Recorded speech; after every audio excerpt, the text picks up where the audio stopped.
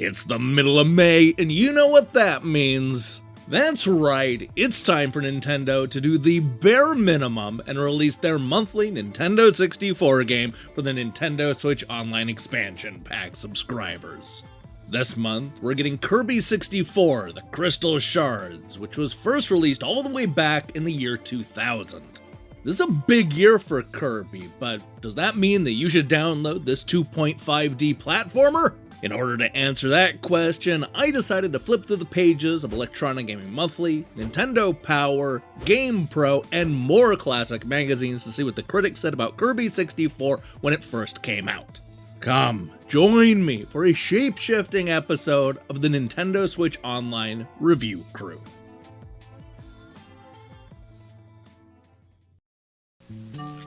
Muffin is a half tabby, half calico who loves giving kitten kisses. Buddy is part lab, part husky, and he chases balls. Kirby is part fire, part bomb, spike, and lightning, and he loves to combine these in new ways to destroy his enemies. So, we have two wonderful pets to choose from. Kirby 64. Rated E for everyone. Over the last 30 years, we've seen a lot of console franchises find their way to handheld systems, including big names like Metroid and The Legend of Zelda. However, that's not the case when it comes to Kirby, which flipped the tables and started out on the Game Boy before jumping to the Nintendo Entertainment System, Super NES, and the Nintendo 64. It's that 64-bit version that's coming to the Nintendo Switch Online Expansion Pack this week. Kirby 64 The Crystal Shards is a 2.5D take on the classic series that was originally intended to come out in the Nintendo 64 DD add-on, and would end up being Kirby's last console game until the return to Dreamland on the Wii, released more than a decade later. Critics were charmed by this 2000 release, but Kirby 64 was considered a lesser Nintendo title at the time.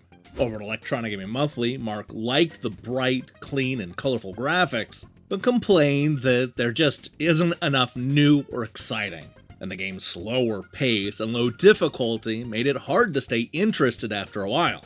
Sean liked it more than Mark, praising it for being something for anyone, male or female, who loves a solid platformer. The sheer number of things Kirby can change into, and the way these personas can be used against particular enemies or to find hidden items is really entertaining. You saw similar scores from most of the American critics, with GameFan being Kirby's biggest cheerleader with an average score of 87%. Believe it or not, that's actually higher than Nintendo's own Nintendo Power, who only gave it an 8.1 and called it cute, but never condescending. Jason notes that despite its mild difficulty, he still found himself wanting to play it again and again. Jennifer concluded that playing Kirby 64 is a shard habit to break. Let's see what you did there, Jen. Now, in case you're wondering, Kirby did not fare all that much better around the world. UK's own N64 magazine gave it the lowest score with a 72%.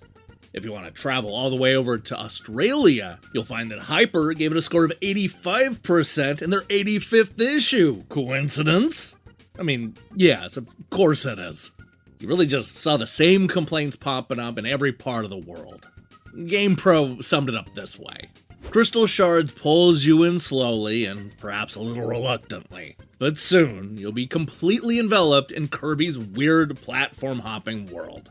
The autosave makes the game a little too easy, yet some of the later stages are very challenging.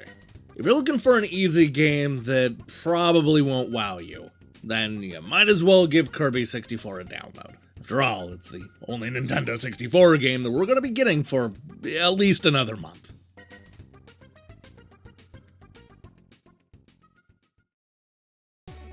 Hey, thanks for watching this episode of Nintendo Switch Online Review Crew.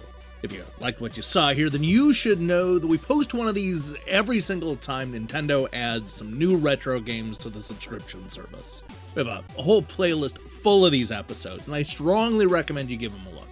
Now, here's the question I have for you. What is your favorite Kirby game? And expansion pack subscribers, are you excited to play Kirby 64? I feel like it's one of those installments that you don't hear people talking about much anymore. maybe it's good that it's getting some love on the Switch. In other news, we'll be back next week with reviews and probably countdowns and, stuff. Find out what that entails on Monday. In the meantime, I strongly recommend you click that subscribe button and support what we're doing here. Until then,